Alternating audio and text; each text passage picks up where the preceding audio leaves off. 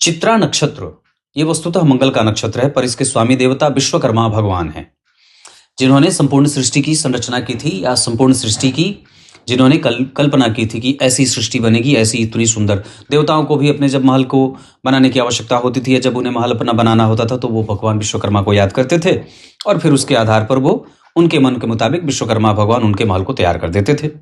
तो चित्रा नक्षत्र जो वस्तुतः मंगल का नक्षत्र होता है, पर इसके स्वामी देवता विश्वकर्मा भगवान हैं, और ऐसे लोगों को अपने घर की सुरक्षा, घर की पूजा, घर की साफ सफाई, रंग रोगन स्वयं से करना चाहिए। इतना ही नहीं, अपने घर को सुवासित रखना चाहिए। अपने शरीर पे भी सुंदर कपड़े धारण करने चाहिए। भद्दे और गंदे कपड़े नहीं पहनना चाहिए। स्त्री किए हुए कड़क सफेद और नीले रंग के कपड़े ज्यादा इस्तेमाल करने चाहिए।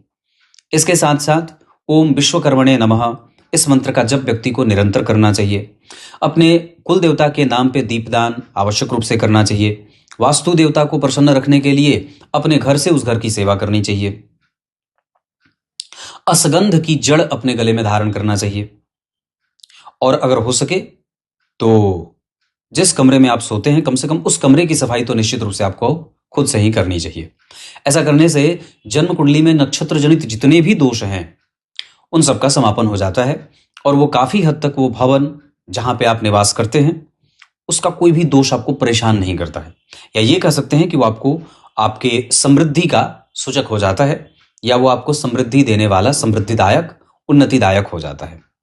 हम कई बार जिस भवन में रहते हैं वो भवन की मिट्टी, उस भवन के वास्तु देवता हमारे सपोर्ट में नहीं होते हैं, और ऐसा इसलिए होता है क्योंकि हमारी कुंडली के चंद्रमा कई बार जिस नक्षत्र में बैठे होते हैं उस नक्षत्र का बल हमें नहीं मिलता, जिसके कारण कई बार हमें दिक्कतों का सामना करना पड़ता है।